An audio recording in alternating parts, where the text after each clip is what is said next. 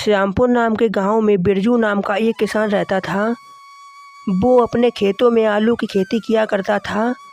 वो आलू को ठेले पर रखकर गांव में दूर दूर बेचने जाता था। एक दिन बिरजू के घर एक आदमी आया और बोला, भाई मैं एक पास के ही गांव से आपके पास आया हूँ। मेरे सेठ जी ने मुझे तुम्हारे पास भेजा है और वे नगर में आलूओं का व्यापार करते हैं। मेरे मालिक की नगर में सब्जियों की सबसे बड़ी दुकान है। मेरे मालिक को नगर में आलू बेचने के लिए बहुत अधिक मात्रा में आलूओं की जरूरत पड़ती है, इसीलिए मैं तुम्हारे पास आया हूँ। जैसा कि तुम आलूओं की खेती करते हो, अगर तुम अपने खेत के सारे आलू मुझे बेचना चाहो तो मैं तुम्हें उसकी काफी मोटी और अच्छी रकम दूंगा। माफ करना भैया, मैंने जो अपने खेतों में आलू लगाए हैं उनको मैं खुद गांव गांव जाकर बेचता हूं। मंडी के दलालों को मैं अपना माल नहीं बेचता।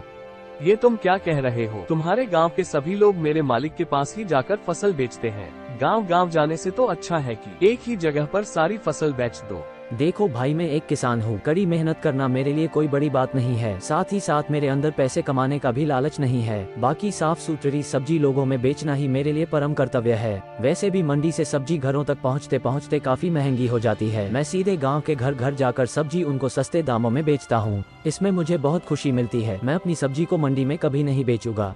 अरे भाई, तुम कैसी बातें कर रहे हो? एक बार फिर सोच लो। मैं सब सोच समझ कर ही बोल रहा हूँ कि मैं मंडी में सब्जी कभी नहीं बेचूंगा। मुझे लगता है कि तुम मेरी बातों का बुरा भी नहीं मानोगे। अब व्यापारी को इतनी बात तो समझ में आ गई थी कि बिरजू अपने आलू को मंडी में तो बिल्कुल भी नहीं बेचेगा।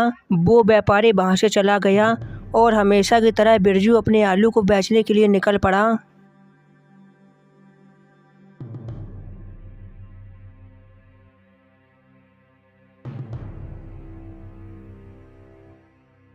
रात काफी हो चुकी है, मुझे आज की रात यही कहीं बिता लेनी चाहिए। तभी पास में खड़े एक आदमी ने बिरजू को आवाज लगाई। अरे भाई, तुम कौन हो? कहाँ से आए हो? हमारे गांव के तो नहीं लगते। बिरजू ने देखा कि वो आदमी कपड़ों से काफी ज्यादा अमीर लग रहा था। भाई, मेरा नाम बिरजू है और मैं यहाँ पर आलू बेचने आया था, लेकिन अब काफी अंधेरा हो गया है जिसके कारण मैं आगे का रास्ता तय नहीं कर सकता। मैं सोच रहा हूँ कि आज रात यहीं कहीं विश्राम करूंगा और कल सुबह निकल जाऊंगा। क्या इस गांव में रात गुजारने की कहीं जगह मिल सकती है? अरे भाई, ये कैसी बात कर रहे हो? क्या तुम्हें हमारे गांव में विश्राम करने की भी जगह नहीं मिलेगी? तुम इतना परेशान क्यों होते हो? अच्छा चलो मेरे साथ, मेरे घर चलो। इतना सुनते ही बिरजू उस आदमी के साथ उसके घर जाने लगा। कुछ ही देर में बिरजू उस आदमी के घर पर पहुंच गया और उसने अपनी ठेली को उस आदमी के घर के बाहर खड़ी कर दी। फिर बिरजू उस आदमी से बात करने के लिए उसके पास चला गया।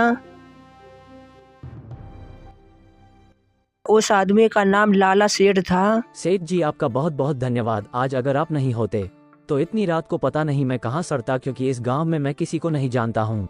अरे भाई, धन्यवाद की कोई जरूरत नहीं है। अब रात काफी ज्यादा हो चुकी है, तुम बाहर जाकर आराम करो। मैंने तुम्हारे लिए खटिया डाल दी है।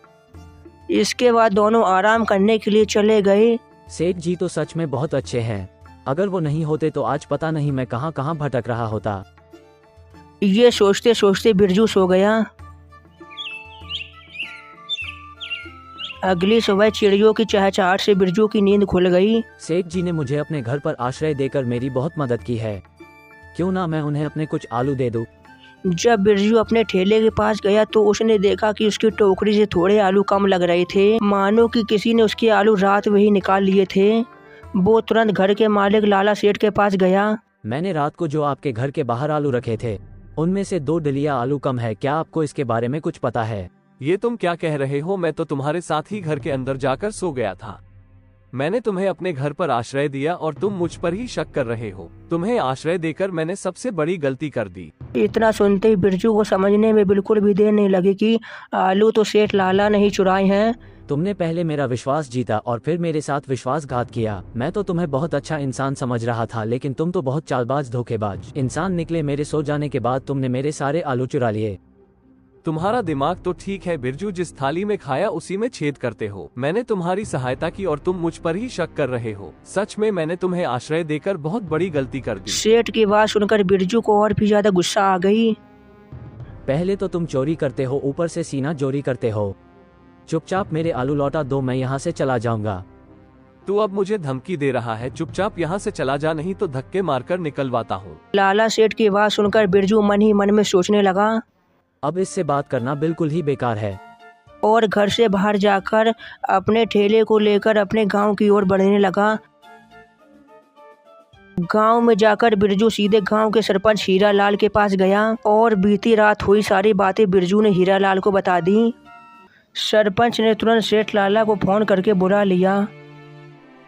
लाला सेठ बिरजू को सरपंच के पास देखकर काफी ज्यादा गुस्से में आ गया और सरपंच से बोला, सरपंच जी, मैं बिल्कुल निर्दोष हूँ। मैंने तो इस किसान की मदद के उद्देश्य इसको अपने घर पर आश्रय दिया था, लेकिन ये मेरा एहसान मानने की वजह मुझ पर ही आरोप लगा रहा है। मैं भला इसके आलू क्यों चुराऊंगा, जबकि मेरे खुद के खेतों में कुंतलों आलू लगे हुए हैं। मुझे नहीं पता था कि इसको आश्रय देना मेरी जिंदगी की सबसे बड़ी गलती होगी। सरपंच जी, मैं बिल्कुल निर्दोष हूँ, मुझे जाने दो। तुम निर्दोष हो कि नहीं उसका फैसला तुम नहीं मैं करूंगा। जाओ, तुम दोनों अपने अपने खेतों से एक एक आलू लेकर आओ। कुछ ही देर में दोनों अपने अपने आलू लेकर सरपंच के पास पहुंच गए। सरपंच ने वहां एक आदमी को पहले ही बुलवा लिया था जो सब्जी को देखकर बता देता था कि इन सब्जियों में क्या क्या अंतर है। सरपंच की बात मानकर उसने जैसे ही लाला सेठ के आलू को खाया तो वो अचानक बेहोश होकर नीचे गिर गया। ये क्या है लाला, तुम्हारे आलू खाकर सुनील बेहोश कैसे हुआ? इसका मतलब है कि तुम जहरीले आलू बेचते हो। अब तुम्हारे ऊपर चोरी के साथ साथ हत्या का भी केस चलेगा। सरपंच जी, मुझे माफ कर दो, मैं अपनी गलती स्वीकार करता हूँ। मैंने ही बिरजू के आलू चुराए थे और ये आलू मेरा नहीं बिरजू का है। इसका मतलब है कि बिरजू जहरीले आलू बेचता है, इसलिए आप केस मेरे ऊपर नहीं बिरजू के ऊपर करवाओ। इतना सुनते ही वो आदमी तुरंत उठ खड़ा हुआ। ये देखकर तो लाला सेठ के होश ही उड़ गए। अरे ये क्या, ये तो जिंदा है। लाला, मेरी बात ध्यान से सुनो। आलू में कोई जहर नहीं मिला था। वो तो हम तीनों ने मिलकर योजना बनाई थी ताकि तुम अपनी सच्चाई खुद व खुद सबको बता दो। इस बार तो मैं तुम्हें माफ कर रहा हूं, लेकिन अगर अगली बार तुमने ऐसा कुछ किया तो तुम्हें कड़ी से कड़ी सजा मिलेगी। राम राम भाइयों।